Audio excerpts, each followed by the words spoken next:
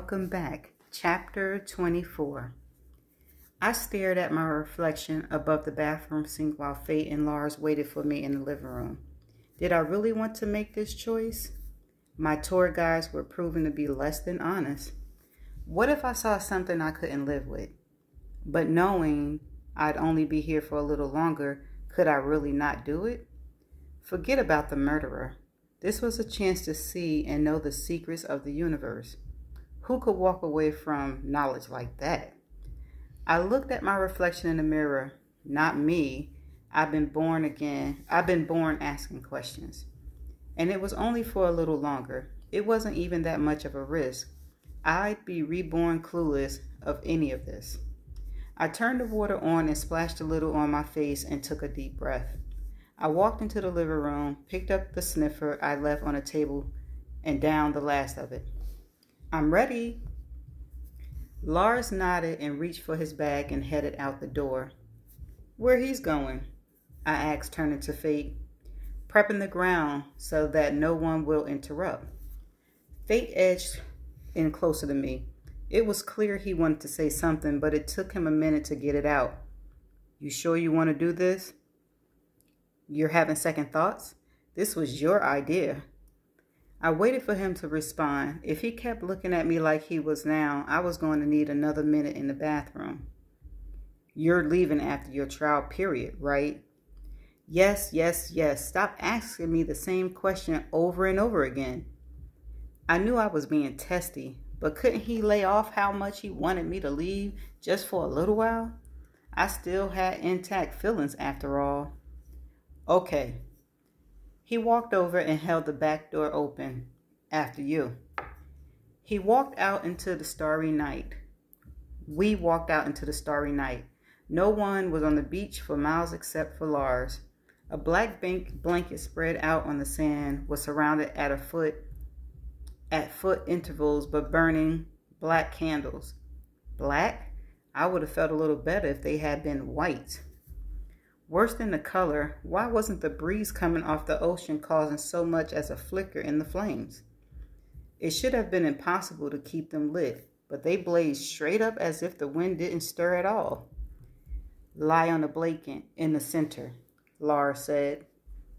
I moved into place and lay down, feeling increasingly like I was about to be sacrificed. I didn't become apprehensive again until I saw the knife Lars handed Fate. It looked like it could have taken down a buffalo. I'll start the chant. You know what to do, Lars said. Can we use mine? Fate asked. Lars looked surprised by the question, but then shook his head no. Fate nodded and took the knife. What's that for? Everything has a cost. If you want to see the universe, you need to be connected to it. He pointed to a spot near my wrist, right here. I won't bleed out. The spot he pointed to looked pretty close to the main vein. You might feel woozy, but you'll be okay. Did you do this? I might have felt better with a smaller knife. Did they have to use one that looked like it could amputate my whole arm? He held up his wrist. Lars, who was also listening, held up his. I had agreed to this. I held out my arm and looked away. I heard Lars start to speak in a language I didn't understand. It didn't matter. I couldn't focus on anything other than waiting for the feel of the knife sliding along my skin anyway. A spicy smell hit my nose that I thought might have been from the candles, except then the air started to feel thicker too. It started to feel like breathing in a sauna. I felt the burn of the knife where it slid across my skin. It was deep and my blood was warm where it flowed over my skin. You might want to see this, Fate said. I hadn't planned on looking at my blood flowing out, but his words made me curious. Fate had my wrist slightly raised and I saw the blood flowing out, but it wasn't dropping onto the ground. It was dissolving in the air, leaving trails of pink mist. Whatever this process was, it looked like it was in full swing now. Lars, who had been circling the ring of candles, stopped and made a hand gesture towards the sky. I looked around, and at first I saw nothing different. There, Fate said, and pointed to a spot on the horizon. It was dark, so I wasn't sure what it was I was seeing at first, when a dark shadow showed over the ocean and disappeared quickly. Then it happened again, and I watched more intently. It was like a seam had opened up in the middle of nowhere and a dark shadow appeared. The ocean swelled unusually large in that area, and it looked like a riptide had been left in its wake. Then I saw more of them, little shadows in all different sizes. I stood and walked closer to the ocean. Maybe I should have been afraid, but instead I was mesmerized. "You good?"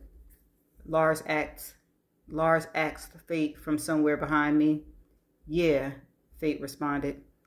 I felt Fate lift my arm and wrap the cut as I stood there looking out. The shadows were everywhere. He squeezed my hand to get my attention and nodded toward a couple walking down the beach toward us. "Is it going to be like Maxwell?" "Remember, I don't see things the way you do, but there's more. You're going to see the universe at work." It was almost completely dark now, so I couldn't see it as clearly as I would have in daylight. The man had a subtle glow to him, but the woman appeared dull. As they came closer, I could see the atmosphere around them the way you see heat waves on a hot summer day. As they moved, the clear waves around them shifted with them. Then some of the woman's dullness seemed to spread towards the man's chest, diminishing the brightness over the area of his heart. "He'll die next week from a heart attack," Fate said from next to me. "You saw that shadow creep towards his heart?" "No, I saw his fate spreading out in front of him, and it didn't go far. Before this, if it wasn't a job, you could only see people that had strong karma in one direction or another. In my case, it was if they had a strong fate." "And this, he said as a single older man walked along by himself with an aura so bright against the night sky, it made me want to squint, "is behind the curtains." "What exactly am I seeing?" "The very balance of everything in the world. It doesn't touch us, though. And whatever you do, you can't let on that you see it." "Why is it so bad?" All of this? Lars seeing the true forces at work all against the rules. "What would happen if someone found out?" "I don't know." I sank down into the sand and watched as people came and went. Some of them appeared normal. Those were the ones that must have been in balance. Then some were so much duller, it was hard to make them out in the night. The bright ones were the prettiest to watch. Sometimes they shine so bright they make the sand sparkle at their feet. Swirls of dark would appear here and there, adjusting a wave or causing an especially strong gust of wind. "This happens everywhere?" "Yes." "And you think this will help us with suit?" "It's not going to hurt. The more you plugged in, the stronger our lead should be." Lars called out from the deck for Fate, and he went in without me. I sat on the sand and watched for hours. Shadows would appear and kick up the surf this way and that.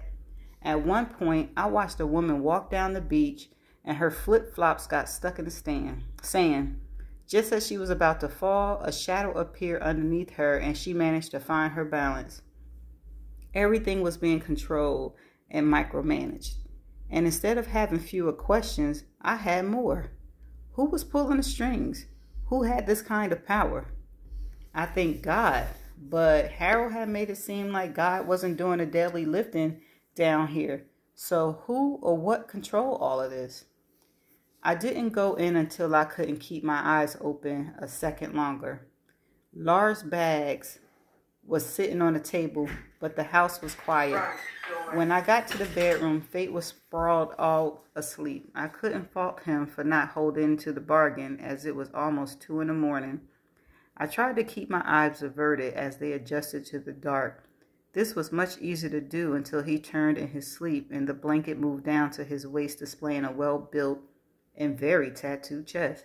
Now I understood why he wore a shirt to the beach. I climbed into bed and kept my face towards the wall. And that's the end of chapter 24. See you in the next chapter.